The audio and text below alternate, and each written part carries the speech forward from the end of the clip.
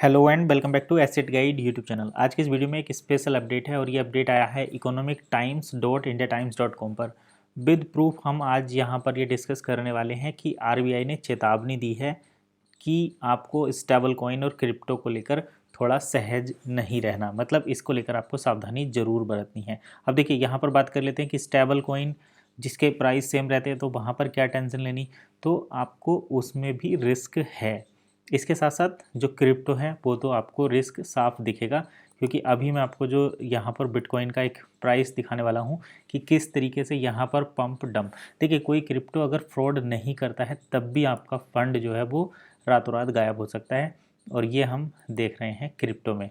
तो जैसे ही क्रिप्टो में जाएंगे, चलो मैं ऑल पर सर्च करता हूँ और यहाँ पर BTC लिख देता हूँ, आपको इसके पूरे डिटेल मिल जाएगी। ठीक है, मैंने बिटकॉइन सर्च किया और टाइम फ्रेम डेली का 1 घंटे का आप रख दो, डेली का रख देता हूँ, जिससे कि ये पता चल जाए कि आखिर क्या चल रहा है। देखिए बिटकॉइन BTC $, देख रहे हैं आप ये क्या हालत हुई पड़ी है बिटकॉइन की। मतलब जो चीज़ $1,24,000 पर थी वो मात्र कुछ ही दिनों में $84,000 के पास पहुंच गई है। तो इतना बड़ा रिस्क क्रिप्टो में है। अब ये रिस्क, अब लोग कहेंगे कि स्टॉक मार्केट में भी तो ये रिस्क रहता है, but there is science something, मतलब जो स्टॉक मार्केट है ना वहाँ पर कुछ फंडामेंटल्स काम करते हैं। क्रिप्टो में कोई फंडामेंटल नहीं काम करते। क्रिप्टो कहने को सब कुछ है लेकिन ना कहें तो यहाँ पर कुछ भी नहीं है। अगर हम बात करें किसी, जैसे सपोज करो रिलायंस है, ठीक है, अब आप ये भी बोल सकते हैं कि भाई रिलायंस जो थी वो यहाँ पर देखिए कितनी बड़ी गिरावट आई थी। तो रिलायंस के पीछे ग्रुप है, पूरा इंडस्ट्रीज़ है, मतलब एक इकोसिस्टम है जो काम कर रहा है। बट बिटकॉइन के पीछे क्या है? कुछ भी नहीं। बिटकॉइन सिर्फ एक टेक्नोलॉजी है जिसको लोग यूज़ करते हैं, जिस दिन यूज़ करना बंद कर देंगे उस दिन काम खत्म।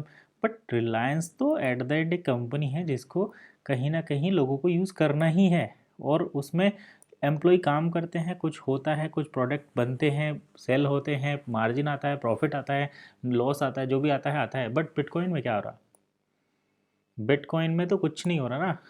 बिटकॉइन सिर्फ एक टेक्नोलॉजी है जिसको कुछ ट्रेडिशनल बेनिफिट लेने के लिए, जो ट्रेडिशनल पेमेंट सिस्टम थे उनका बेनिफिट लेने के लिए बनाया गया था, और लोग उसके गलत यूज़ करते हैं। तो इसीलिए यहाँ पर ये जो आरबीआई के गवर्नर हैं संजय मल्होत्रा, इन्होंने लोगों को चेतावनी दी है कि आपको थोड़ा सा समझना पड़ेगा, समझदार होना पड़ेगा कि क्रिप्टो करेंसी और स्टेबल कॉइन दोनों से थोड़ा सावधान रहें। Sanjay Malhotra said the central bank is taking a question stance on crypto currency and stable coin due to high risk even as support digital innovation. Sanjay Malhotra कह रहे हैं कि आपको क्रिप्टो करेंसी और बिटकॉइन जैसी चीज़ों पर थोड़ा सावधानी बरतनी जरूरी है। हालांकि हम डिजिटल पेमेंट को, डिजिटल करेंसी को, डिजिटल इनोवेशन को सपोर्ट करते हैं, जैसे UPI और digital lending, but he noted that government will decide on crypto regulation. Crypto regulation को गवर्नमेंट डिसाइड करेगी। India is learning away from the legislation, maintaining limited oversight as global stable coin use continues to rise. ये कह रहे हैं कि भारत अभी सीख रहा है, इसका पूर्ण तरीके से लीगल करना, सिस्टम को मेंटेन करना, इसमें भी टाइम लगेगा। तो आपको थोड़ा सावधानी बरतनी है। ऐसा नहीं कि आप आंख बंद करके स्टेबल कॉइन के पीछे पड़ जाओ और कलेक्ट कर लो। एक पीछे हमने एक वीडियो बनाई थी जिसमें स्टेबल कॉइन भी आने वाले टाइम में इन्फ्लेशन को बीट नहीं करेंगे तो आपको लॉस होगा।